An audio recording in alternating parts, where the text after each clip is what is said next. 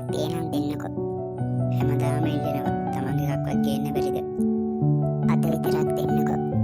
බෑ මං දෙන්නේ නැහැ. හරි කමක් නැහැ. ඔයා කේන්ති ගන්න එපා. මං කේන්ති ගන්න නැහැ. ඒත් ඔයා හැමදාම මගේ ඒවා ඉල්ලනවා. හරි මම යනවා. නිමල් ගෙදර ඉන්නවද දන්නේ නැහැ. ගිහින් බලමු. නිමල්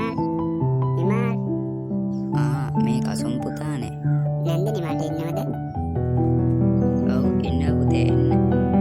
නිමල් මොකද කරන්නේ? නිකන් හිටියා. මොකෝ මේ පැත්තේ? මේ නිකන් ආව. අනේ නිමල් වතුර ටිකක් ගෙනත් දෙන්නකෝ. ඉන්න මං ගේන්න. අම්බෝ මාරම මහන්සි. වව් අර ඔල්ලෝසු මාර ලස්සන. මට කවදාවත් එහෙමයක් තිබෙන්නේ නැහැ. ටිකක් බලමු. අම්බෝ ඒක ලස්සන. මේක මං තියාගත්තා නම් හරි. නිමල් ගා පෑනක් තිබිලත් දුන්නේ නැහනේ. කමක් නැහැ. මම මේක අරන් යනවා. එතකොට ඌට තේරෙන්නේ දැන් නෑ වගේ ඉන්න ඕනේ. මෙන්න කසුම් ගෙනාවා. thank you මාර තිබ්බා ඒ හිටියේ. ඒක නෙවෙයි දැන් මම පන්ති යනවා බා. එහෙමද? එහෙනම් මාත් ගෙදර යනවා. good ගියා. පන්ති යන්නේ ලේස් තුනා නම් හරි. කොහමද ඔරලෝසුව? අම්මේ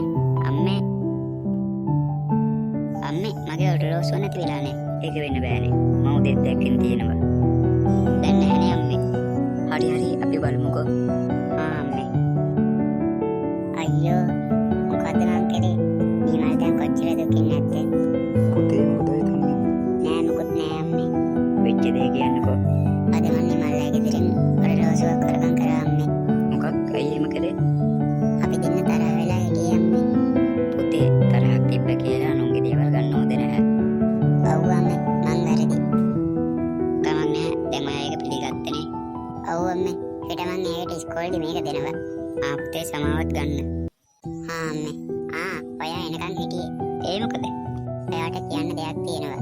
ඒ මොකක්ද? කියන්න. මං ඊ ඔයාගේ ඔරලෝසුව හොරකම් කරා. ඒකට සමා වෙන්න. මොකක්? මං හිතුවේ ඔයා එහෙම කරයි කියලා. අනේ සමා වෙන්න. මොනවද දෙන්න කතා කරන්නේ? බලන්නකෝ මිස් මෙයා මගේ ඔරලෝසුව හොරකම් කරලා.